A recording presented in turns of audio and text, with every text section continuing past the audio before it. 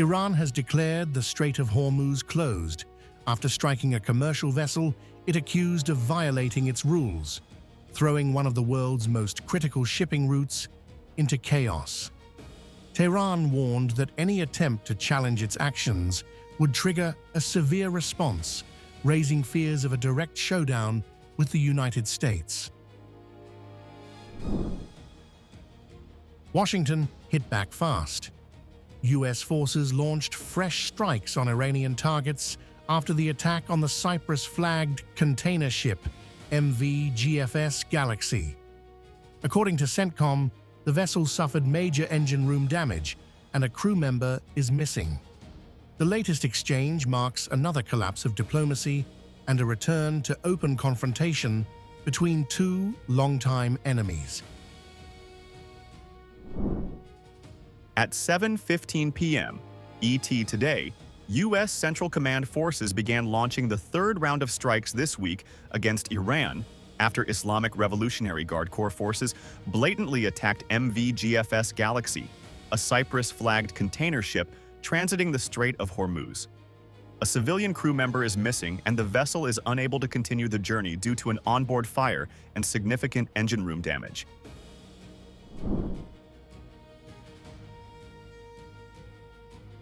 The stakes extend far beyond the battlefield. The Strait of Hormuz is the artery of global energy markets, carrying nearly 1/5 of the world's oil and LNG supplies. With Iran effectively blocking the route, fears are mounting over soaring fuel prices, disrupted trade, and a shockwave that could hit economies across the globe.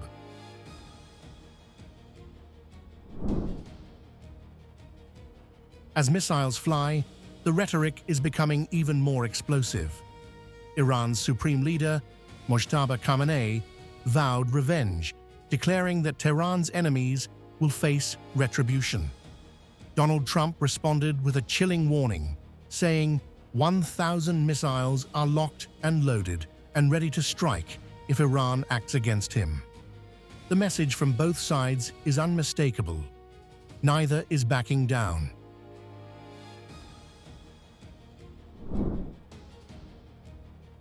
Adding to the drumbeat of war, U.S. Defense Secretary Pete Hegseth posted a blunt warning. Iran made a poor choice. Now they pay. With commercial ships under attack, Hormuz effectively shut, and both capitals trading threats, the region is staring at its most dangerous moment since the conflict began, and the next move could send shockwaves around the world.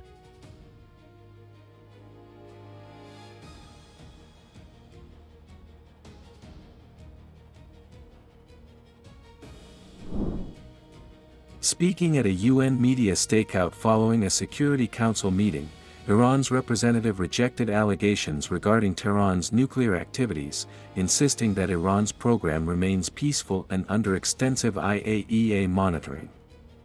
The envoy also accused Washington of violating international law through military strikes on Iranian territory and nuclear facilities, claimed the U.S. had breached commitments under the Islamabad Memorandum of Understanding, and warned that Iran could reconsider its obligations under the agreement if the United States continues what Tehran described as unlawful military actions.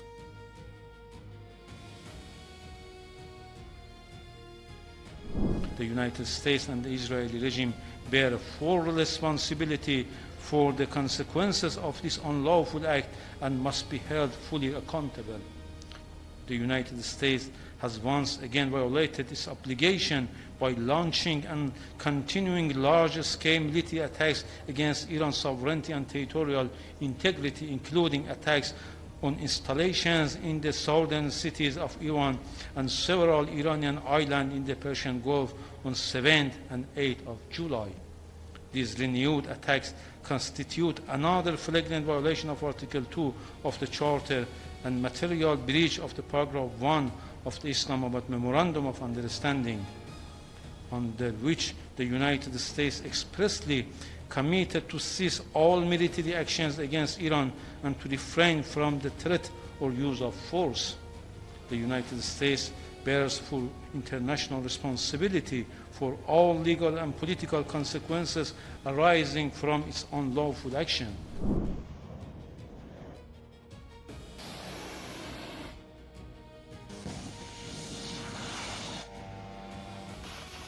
In a statement, the Islamic Revolutionary Guard Corps Navy said it had previously warned that foreign interference and the illegal routing of ships in the Strait of Hormuz would face a decisive response.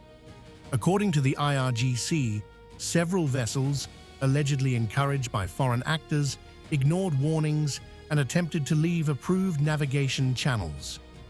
Iranian forces claimed one vessel switched off its tracking systems, endangered maritime security, and was fired upon with a warning shot before being forced to halt.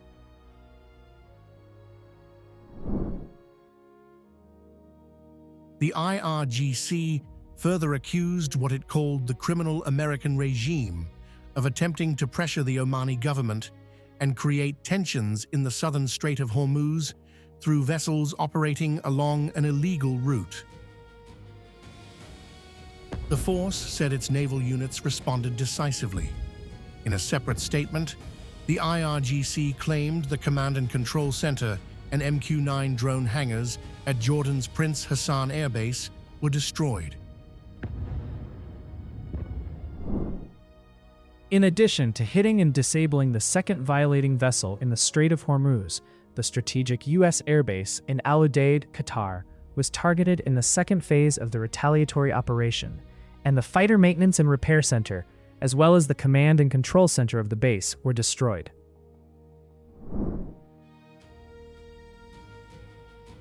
The confrontation escalated further as the IRGC announced that a second vessel accused of violating navigation rules in the Strait of Hormuz had been hit and disabled. At the same time, Iran said it launched the second phase of a retaliatory operation targeting Al Udeid Air Base in Qatar. According to the IRGC, fighter maintenance and repair facilities, along with command and control centers at the strategic U.S. base, were destroyed in response to what Tehran described as continued American attacks on Iranian coastal military positions.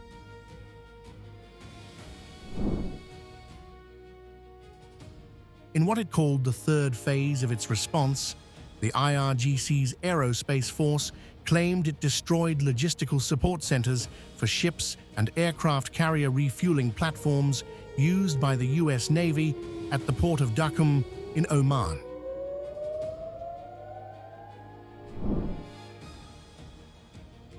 Meanwhile, U.S. Central Command, or CENTCOM, announced from Tampa, Florida, that it had completed a third round of strikes against Iran on July 11th, holding Iranian forces responsible for attacks on another commercial ship in the Strait of Hormuz.